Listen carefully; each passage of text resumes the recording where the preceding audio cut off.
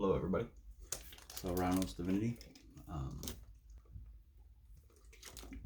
I just created a new spread because, that's just how I do. I've only ran it through once. I didn't record it. It was just a test run. Used this to choose because this is a single Zodiac. And it's called the Divine Cycle of Charges. So what I've actually done is I've designed a layout that walks through the major arcana. So everything's going to be here. And we will see what they are when they're in this energy, what each individual characteristic of every slot in the major arcana is trying to teach us, tell us. I don't put timestamps on these. These things could be something you're coming into, could be something you just left, could be far in the past, could be far in the future. Yeah, we're going to start with the Fool. Who's our Fool? Who's the Fool? We're going to find out with this dice. The Fool is a Taurus. So we have, keep that up there, just a reminder. Alright, so this spread has 23 cards because we do the first 10, which are internal struggles, internal learning. It's also a path of the positive and negative polarities in our lives. Divine, feminine, masculine, however you want to see it. Push, pull, seeking, nesting, however you want to look at it. Anyway, our Fool is Taurus. Taurus, you fool! I'm actually a moon Taurus, so this could apply to me in a emotional standpoint. So, anyway, all right. So Taurus is going to step into the Magician, the Tauran Magician. Give me the card for the Tauran Magician. That one may come out. It is the reversed. It's the reversed Knight of Cups. So we know that the Knight of Cups is like love offers, rushing in with love, very compassionate, energetic, do for you. If you need, we'll come to your help. If you need, I'll come talk to you. We'll come offer a cup. This is reversed, so this is, I feel like since it's sitting in the Magician's position, which is our wants, our manifesting of destiny, our tactics, I feel like that is what they want, but it has not come to fruition yet. Wow, so this might be the whole damn what's to come, or it never came to fruition. So anyway, moving on. Let's move into the High Priestess spot. Can we get High Priestess card for our Tauran, please, Spirit? Thank you, Spirit. Our Tauran High Priestess. Our High Priestess. I always take the one on top with this one. I'm only taking the one on top or the one that's looking at me. Alright, so we have the Queen of Pentacles. So this is a very practical, feminine energy setting within the High Priestess. So we have the High Priestess holds secret knowledge and intuition. This will be like an intuitive translation. So I think your intuition is telling you to step into the Queen of Pentacles. Very grounded, very earthly, very practical. Understands financing, understands the home, understands what it takes to run a home, understands what it takes to ground themselves. This could be what she's trying, what the High Priestess is trying to tell you, or your intuition is this speaking very loudly about finances and home. Pay attention. Right, let's move on over to number 3, which is going to be the Empress. This can be your abundant nature.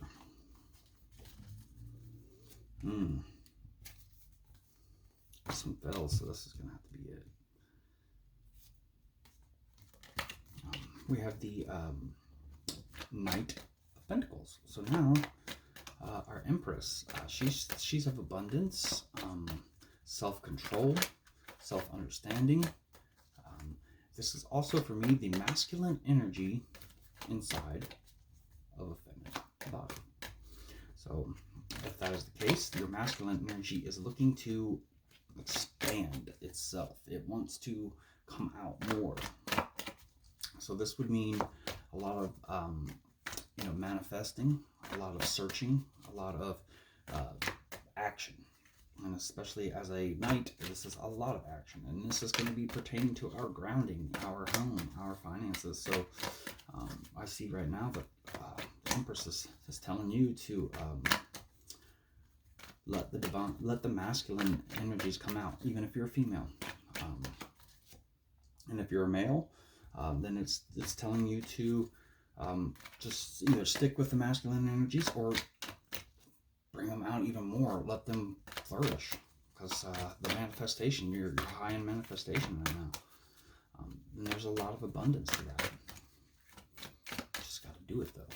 You don't just sit there on your ass and it will never work. There's energy is created and sent, and if you just sit on your ass, energy doesn't go nowhere. That's a feminine drawing in type of energy. Anyway, let's jump over back to this side. Number 4 position is our Emperor position. This is going to be the opposite. This is going to be, let me get it out first. All right, can you get our Emperor energy, please? That's it right there. We have a reverse 7 of Wands. This is coming out from being under duress, under siege, under a gun, defending yourself. This is dropping all that. And beings that were in the Emperor position, that's leadership. This is the feminine inside the masculine, and external control. So if we're applying this to the feminine inside of a masculine body, then this is telling me that the feminine is not being used at all. In fact, it's being subdued and it's being overshadowed, and it could be because of this masculine needing to come out and do some manifesting, and that's fine. Just remember to always bring that feminine energy back, because you got to balance both of the divine feminine and the divine masculine energies inside of ourselves. So I'm not getting a real distraught feminine energy wanting to come out. I think it is understanding what it is supposed to be doing right now, and it is to be not really under siege, but to take second fiddle to the masculine energies right now, because there's some manifesting that needs to be done, or is being done, and that alone is the Emperor understanding that position of the Emperor, understanding that sometimes you give some to receive some. Sometimes what's best for the empire isn't what's best for one individual. So I feel like in your Emperor energy, you're looking beautiful here. You're taking the leadership, understanding what needs to be done, and if it doesn't necessarily include the Emperor's energy, just making the decision itself is the Emperor's energy. Alright, so let's move on to the Hierophant. Oops, back on the other side. Eventually, some of these will actually go in lines, and they'll start to combine in combinations. Alright, so in the Hierophant's energy, we have the reversed Page of Wands. So this is like contractual unions, in the Hierophant position, and it's like ceremonies, shared beliefs, group connections. And we have the reversed Page of Wands. So this is for me, this is lost passions, refusing to act upon, talk about, or move within these passions. And since it's a page, it's probably kind of a newer passion, and it kind of feels like somebody jumped into something pretty quickly. So I feel like what was once a shared idea between you and somebody else, you and family, you and a job, you and yourself, masculine and feminine inside you, I feel like the passions are not on track with each other. So they're not, or there's nothing being talked about here. And that just confirms that This is probably somebody else. So it just feels like what was once passionate kind of fizzled out real quick. It's not as passionate as you thought, or it's not the type of passion you're looking for. All right, so let's move into the 6th position. This is our Lover's position, the Lover's card. There it is. Bam, that was the one I said that confirmed it. It came right back out. That's the 2 of Cups. That's our, you know, a lot of people call that soulmates. But it's basically just a one-on-one union. It's a union of something that is relationship or emotionally driven. Seeing as how the previous card, and it is the 5th, so we're going to connect the 2. The passion's lost in this connection. The waters are still. They're very vast, though, and deep. Somebody's got still waters. Their emotions are no longer, you know, vibrating. And just, you know, vibration is good, but a massive vibration is bad. That's disruption. That is over. That is over in the polarity. Too far. So their emotions are calm. They're feeling right. And what they're not feeling is the love. All they're seeing is passion. So this is probably somebody who doesn't care to connect with another. But this being in the Lover's position, I usually call the Lovers as a decision or something that is just meant for you.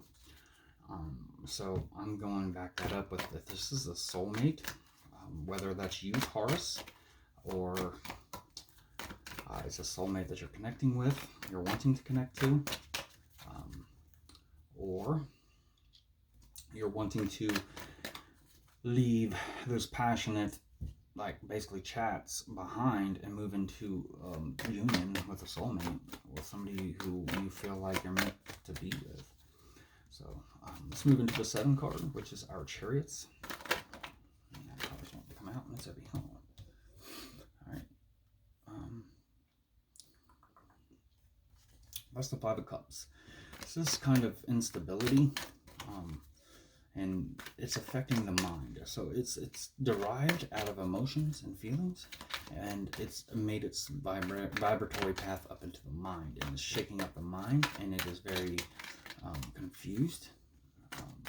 So what I'm seeing here is this is a very I feel like this is kind of a shadow side and a light side battle going on here. And this is definitely a very, very hard decision, but this is a very, if you're seeing the instability, and the instability is between your head and heart. And I'm sure there's instability in your thoughts, and there's instability in your emotions and your relationships and feelings, because it wouldn't get this far. But there's definitely a decision of, you know, movement, and it's going to be opposite almost. It's going to be like one decision is going to take you way over here, and the other one's going to take you way over here. It's definitely could be some of you could be a shadow and light side confrontation. And this is deciding to either take this problem on head on or just walk away. And one of those decisions needs to be made, because you can't stay in this unstable, energetic volley between your head and your heart. It's not good. So anyway, let's move on. So we're going to combo this with the 8. It's the Strength card. Can we get the Strength card, Spirit, for this Tarian in there? I think something flipped. First one I see flipped. This one. Alright. So we see the 2 of Wands. So it's almost as if we are referencing this, you know, surface level passion, and oh shoot, I gotta take this call. Stop.